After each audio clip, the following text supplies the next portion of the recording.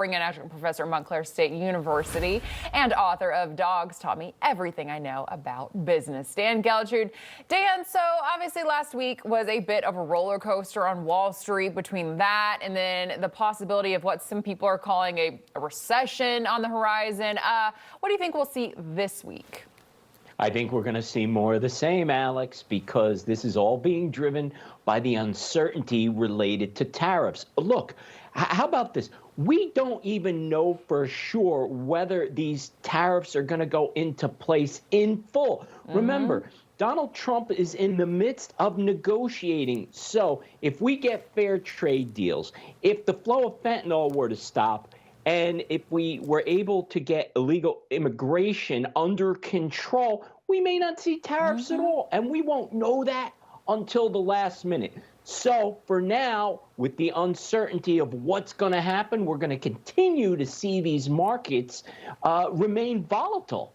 Yeah, and I like that you bring all that up because, you know, President Trump, he's given all these countries the playbook of how to prevent tariffs, stop the fentanyl coming in, stop all the illegal immigration coming in, let's secure the borders. He's literally told them exactly how to prevent these high tariffs. But again, we actually had a guest earlier in the program, a former Democrat, who took the words out of my mouth and said, why is it okay that other countries for years can have high tariffs on us, but when we do it back, all of a sudden it's this terrible, horrible thing.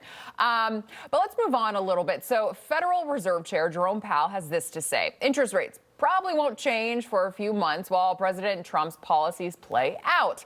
There's concern about tariffs, but tax cuts could also boost the economy. What's your take on what he said? Well, I think he's actually making the right move here. We have to wait to see how this plays out.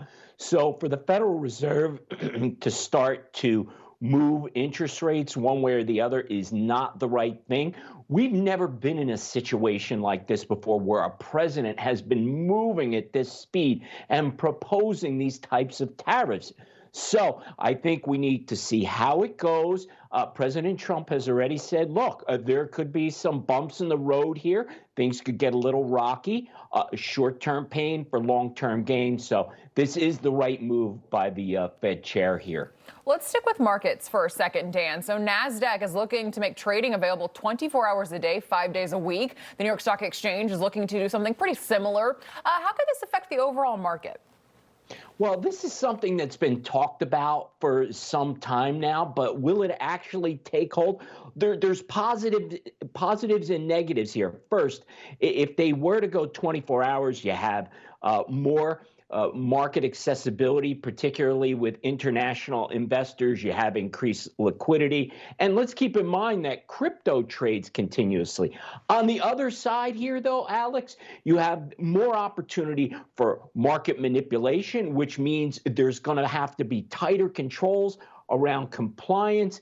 And ultimately, if they do this, other markets will have to follow. So this is really something quite interesting. Yeah, I have to agree with you, Dan.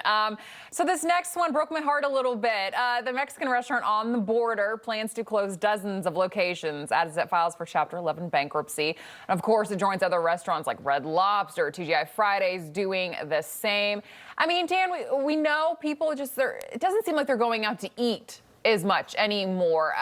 Is this surprising to you or unsurprising to you what's happening to these restaurants?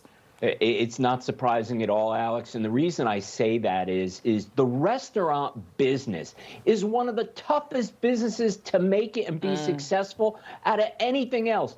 And since the pandemic, that has only gotten more and more difficult because inflation is still around. It's so expensive for people to go out to eat. So I think what's happened is that consumers have adjusted their spending and being really selective where they go and how often they go out to eat.